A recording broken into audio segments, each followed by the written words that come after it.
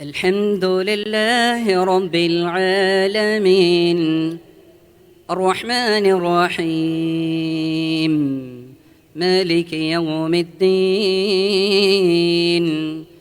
إياك نعبد وإياك نستعين اهدنا الصراط المستقيم صراط الذين أنعمت عليهم غير المغضوب عليهم ولا الضالين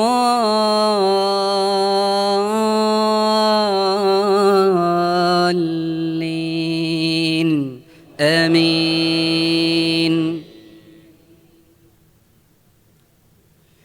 السلام علیکم ورحمۃ اللہ وبرکاتہ. سامعین حضرات، بزرگوں اور دوستوں، قابل احترام ملت کی دینی ماں بہنوں، تمام قسم کی تعریف و توصیف، حمد و ثنا و کبریائی اس ایک اللہ رب العزت کے لیے زیبا و عنایت ہے، جس نے ہم سب کو پیدا فرمایا. وہی ہمارا خالق ہے، مالک ہے، رب ہے. خدا مشکل کشا، حاجت روا وہی ہے. جو چاہتا ہے اللہ کر گزرتا ہے، اللہ کے اختیار میں ہے. پورے کائنات مل کر بھی کوئی کام نہیں کر سکتے جس میں اللہ کی مرضی نہ ہو.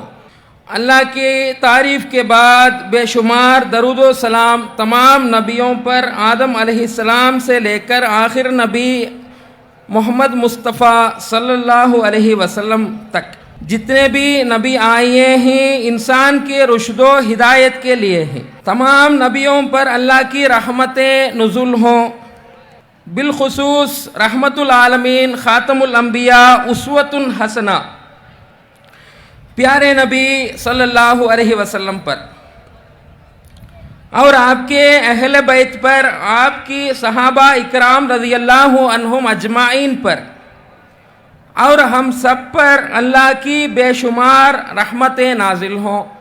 محو بدعت اور سماجی حفاظت کانفرنس میں میرے تقریر کا عنوان ہے کہ بدعت کے تعلق سے نبی کریم صلی اللہ علیہ وسلم کی تنبیہات ہے. میرے اسلامی بھائیوں بہنوں، اللہ رب العالمین ہمیں پیدا فرما کر ہماری پرورش کر رہا ہے. اللہ نے انسان کو پیدا کرنے کے بعد انسان کو اپنی مرضی اور خواہشات کے لیے نہیں دیا، بلکہ انسانوں میں ہی ایک انسان کو انتخاب کر کے نبوت اور رسالت دے کر انسان کو سیدھے راستے پر چلنے کا طریقہ دیا. اللہ نے ہر دور اور ہر زمانے میں انسان کو سیدھے راستے پر چلانے کے لیے انبیاء کو مبعوث فرمایا. اسی طرح ہمارے نبی کو اللہ نے آخر نبی خاتم الانبیاء بنا کر ہمارے لیے، تمام عالم کے لیے رحمت بنا کر بھیجا. ہم سب اپنے آپ کو دین پر چلنے والے مسلمان کہہ رہے ہیں، تو ہمیں چاہیے کہ اسلام کی بنیادوں کو اچھی طرح جان لیں. پیغمبروں اور نبیوں نے ہم تمام کے لیے اسلام کا پیغام صاف دے دیے. اگرچہ کہ ہم تمام کے لیے اللہ کا پیغام پورا پہنچا چکے، تو پھر بھی وہ یعنی انبیاء دین اسلام کی مالک نہیں ہو سکتے، کیونکہ دین اسلام کا خالص مالک صرف اللہ رب العزت ہی ہے. اس کے سوا یہ دین کا مالک کوئی نہیں ہو سکتا.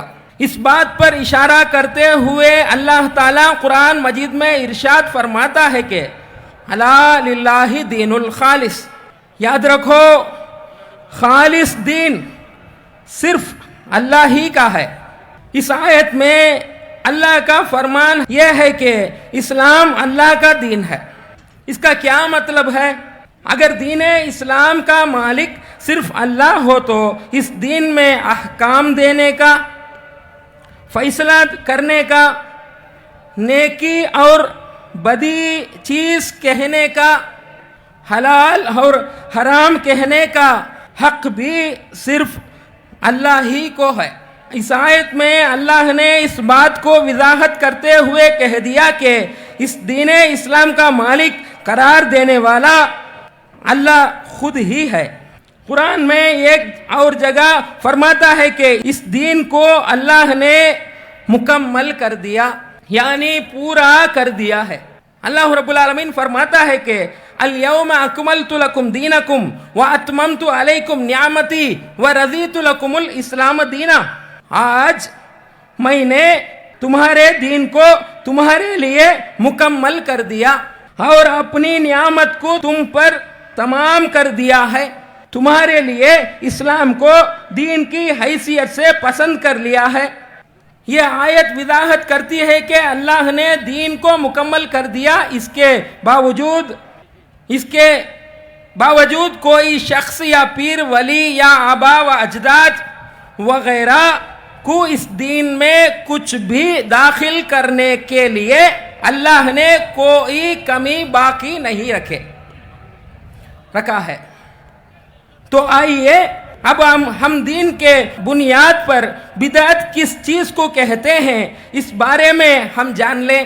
شرعی اعتبار سے بدعت کا مطلب کسی نئی چیز کا ایجاد کرنا جس کا ذکر، جس کا اصل اسلام میں نہ ہو اور اسے دین کا حصہ اور نیکی سمجھا جائے تو وہ بدعت ہے۔ تو آئیے اب ہم بدعت کے چند مثالیں دیکھیں گے۔ مولود کے نام سے یا نبی سلام علیکم یا رسول سلام علیکم پڑھی جانے والی مولود بھی بدعت ہے۔ ربیع الاول کے مہینے میں یہ نبی صلی اللہ علیہ وسلم کی پیدائش کے نام سے میلاد منانا بھی بدعت ہے۔ دین میں نبی سے ثابت نہیں ہے، لہذا یہ بدعت ہے۔ مرحوم یا میت کے لیے ایصال ثواب کے نام سے یاسین پڑھنا، قرآن خوانی کرنا بدعت ہے۔ نماز کی بدعت جیسے کہ اشراق کی نماز، تسبیح نماز دین میں نبی صلی اللہ علیہ وسلم سے ثابت نہیں ہے، لہذا یہ بدعت ہے۔ معراج کو ماننا واجب ہے اور اس کا انکار کرنا کفر کی علامت ہے۔ ہم یہ مانتے ہیں کہ اللہ نے اپنے نبی کو ساتوں آسمان، جنت و دوزخ وغیرہ کی سیر کرائی، لیکن معراج کے تعلق سے رجب کے مہینے میں بسپت 7ویں رات کو شب معراج مقرر کرنا اور اس رات نمازوں کی پابندی کرنا اور روزہ رکھنا بدعت ہے۔ شب برات کے نام پر بدعت، 3 یاسین پڑھنا، اس رات میں تسبیح نماز اور عمرے قضا کی نماز ادا کرنا اور 15 شعبان کا روزہ رکھنا بدعت ہے۔ یہ اعمال نبی کریم صلی اللہ علیہ وسلم سے ثابت نہیں ہے۔ اس طرح علاوہ بھی بہت سے بدعت و خرافات ہر شہر اور ہر گاؤں میں پائی جاتی ہے۔ آئیے اب ہم بدعت کے تعلق سے نبی کریم صلی اللہ علیہ وسلم کا وعیدیں اور تنبیہات کیا ہے جان لیں گے۔ رسول اللہ صلی اللہ علیہ وسلم نے فرمائے من عمل عملا لیس علیہ امرنا فہو رد۔ رسول اللہ صلی اللہ علیہ وسلم نے فرمایا جس نے ایسا عمل کیا جس پر ہمارا حکم نہیں ہے تو وہ نامقبول ہے، قابل قبول نہیں ہے۔ ایک عمل اللہ کا حکم پر رہنا ضروری ہے۔ نبی صلی اللہ علیہ وسلم کا اطاعت کرنا ہم پر اللہ رب العالمین کا حکم ہے۔ نبی صلی اللہ علیہ وسلم فرمائے کہ من احدث فی امرنا ھذا ما لیس فیہ فہو رد۔ رسول اللہ صلی اللہ علیہ وسلم فرمایا جس نے ہمارے دین میں اس خود کوئی ایسی چیز نکالی جو اس میں نہیں تھی تو وہ رد ہے، نامقبول ہے۔ نبی کریم صلی اللہ علیہ وسلم اس حدیث سے ہمیں تنبیہ کرتے ہیں کہ قرآن اور صحیح حدیث سے جو بات ثابت نہیں وہ بدعت ہے، اور بدعت کا عمل اللہ کے پاس قابل و قبول نہیں ہوگا، اللہ کے پاس کوئی اجر نہیں ملے گی۔ رسول اللہ صلی اللہ علیہ وسلم فرمائے ان اصدق الحدیث کتاب اللہ واحسن الہدی ہدی محمد وشر الامور محدثاتها وکل محدثۃ بدعہ وکل بدعۃ ضلالہ وکل ضلالۃ فی النار۔ سب سے سچی بات اللہ کی کتاب ہے اور سب سے بہتر طریقہ محمد صلی اللہ علیہ وسلم کا طریقہ ہے۔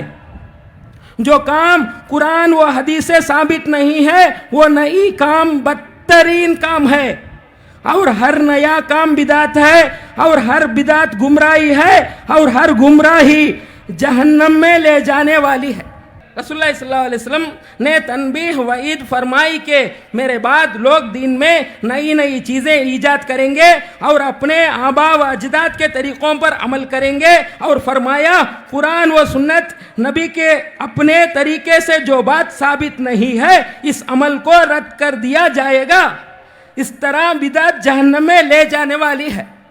اللہ تعالی ہم سب کو سنتوں کو معلوم کرنے والا، سنتوں کو اتباع کرنے والا، فرمان بردار بنائے اور بدعات سے دور رکھے اور اس کے نقصانات سے ہمیں بچائیں۔